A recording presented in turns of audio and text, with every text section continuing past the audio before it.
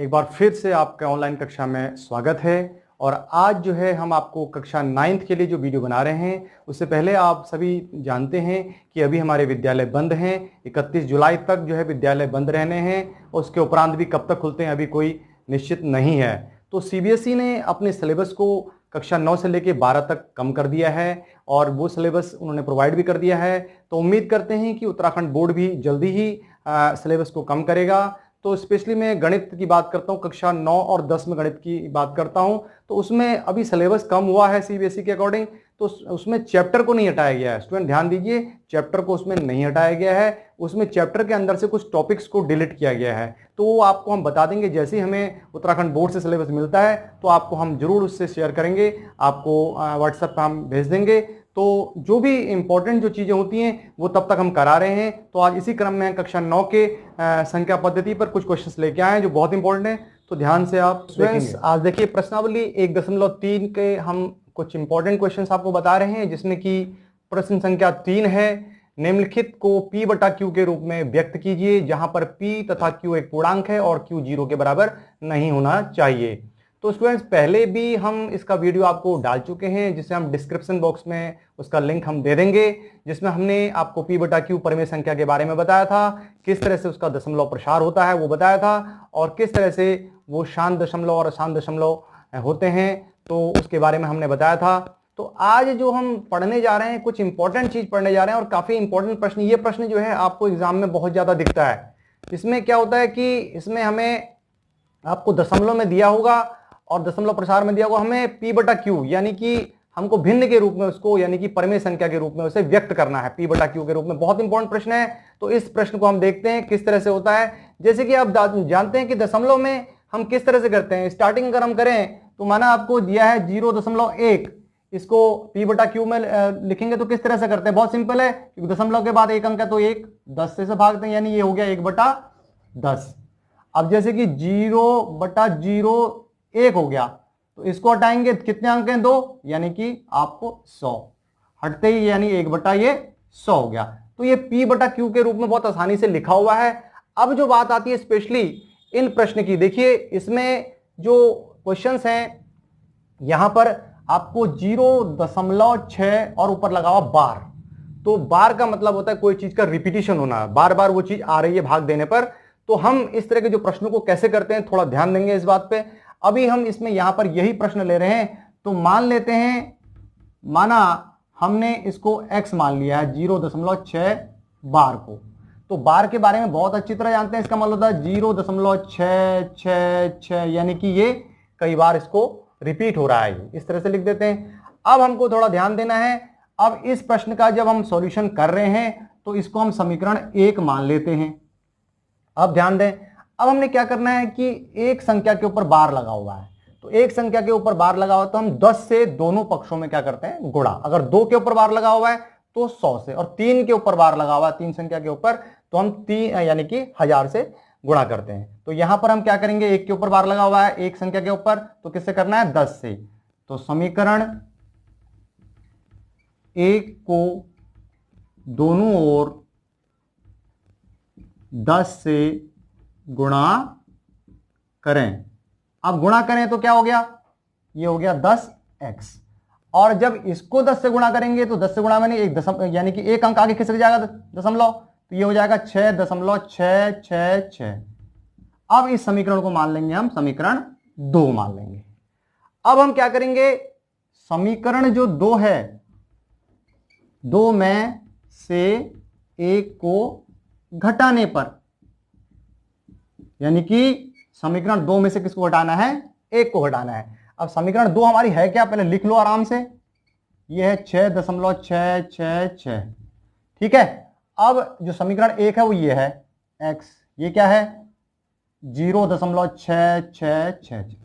ठीक है, आपने इसे घटाना है, बहुत आसानी से घटाना है। ये प्लस ये माइनस हो गया, ये माइनस हो गया।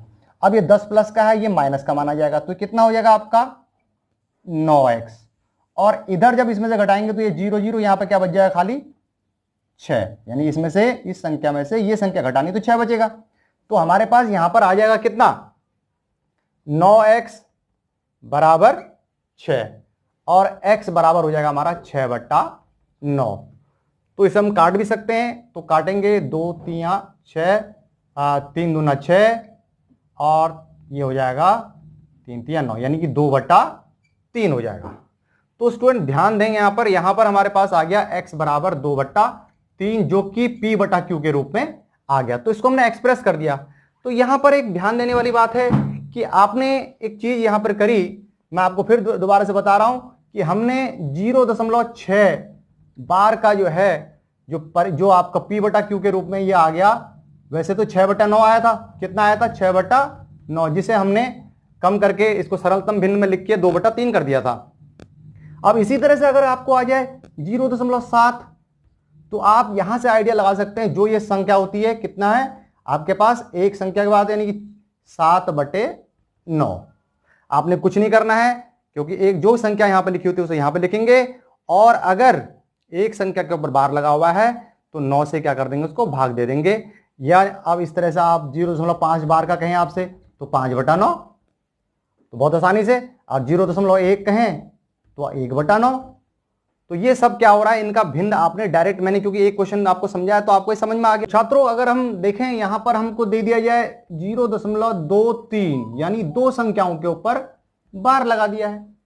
तो 2 संख्याओं के ऊपर बार लगा दिया है, क्या मैंने बताया कि ये संख्या लिखनी है आपने, और उसके बाद कितने से 2 संख्याओं के ऊपर है तो 99 से, यानी कि 0.74 बार दे दिया तो आप समझ रहे हैं सीधा सीधा ये लिखेंगे और नीचे 99 लिख देंगे। अब आपको दे दिया 3 संख्याओं के, यानी कि 4 7 5 के ऊपर 3 संख्याओं के ऊपर बार लगा दिया है।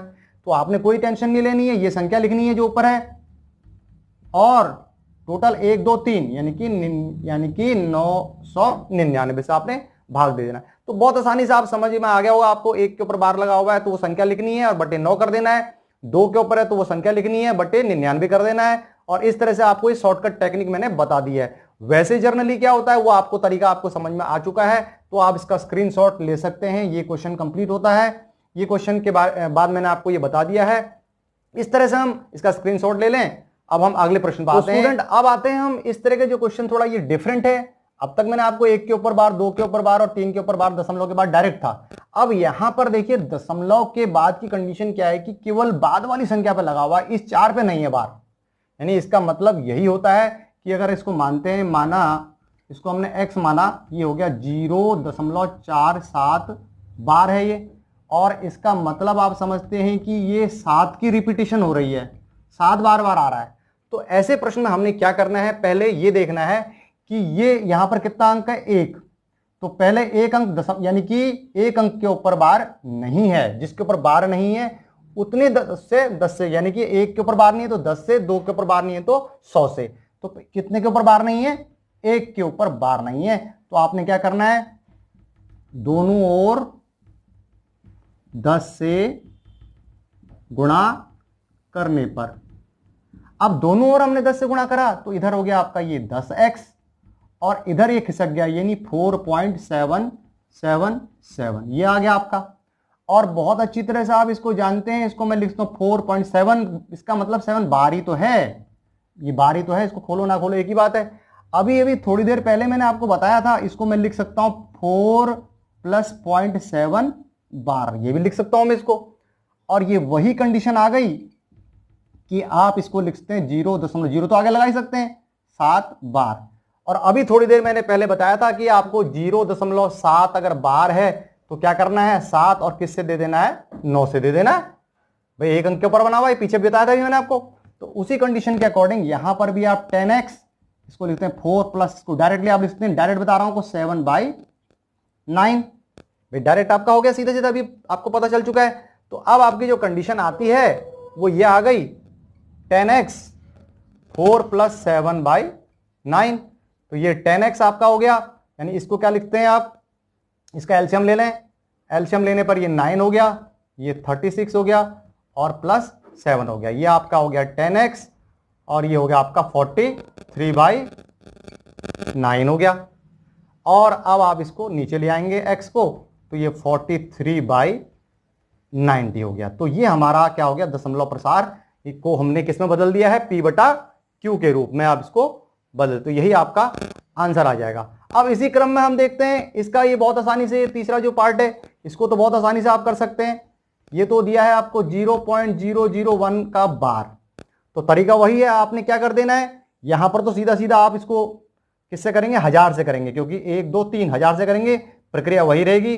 परंतु मैं आपको शॉर्टकट टेक्निक बता चुका हूं कि इसके जो है सीधा सीधा आपको क्या करना है, 1 2 3 यानी कि 9, तो ये इसका क्या हो गया, दशमलव प्रसार। और जो इसको प्रोसेस से करेंगे तो इसको आप क्या मानेंगे, पहले x इज इक्वल टू 0.00 बार है ये, तो इसका मतलब क्या हुआ 0.001 0.1, और इस तरह से इसको रिपीट करते रहिए। और फिर किससे करना पड़ेगा आपको, 1000 से करना पड़ेगा, फिर वही प्रोसेस जो आपका होता है, तो आपका आंसर यही आएगा। तो बहुत आसानी से इस तरह के प्रश्नों को आप कर सकते हैं। तो इसमें ये वाला प्रश्न थोड़ा सा अलग हो गया है, इस प्रश्न को आपने समझ लिया है बहुत अच्छी तरह से।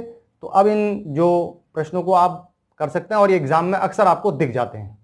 तो स्टूडेंट्स, आज आपने सीखा किसी भी संख्या को p/q में यानी कि भिन्न के रूप में किस तरह से हम लिखते हैं। तो ये बहुत अच्छी तरह मैंने आपको समझाया, आपको समझ में भी आ गया होगा। और ये प्रश्न जो है हर एक एग्जाम में आता है, ये प्रश्न बहुत पूछा जाता है, तो आपको ये ध्यानपूर्वक अपने कर लेना है। तो इसकी नई वीडियो जो लेके हम आएंगे, कुछ और इंपॉर्टेंट क्वेश्चंस की लेके आएंगे। तब तक आप इस वीडियो को बहुत अच्छी तरह समझेंगे और इसके ऊपर प्रयास करेंगे। और तब तक के लिए धन्यवाद।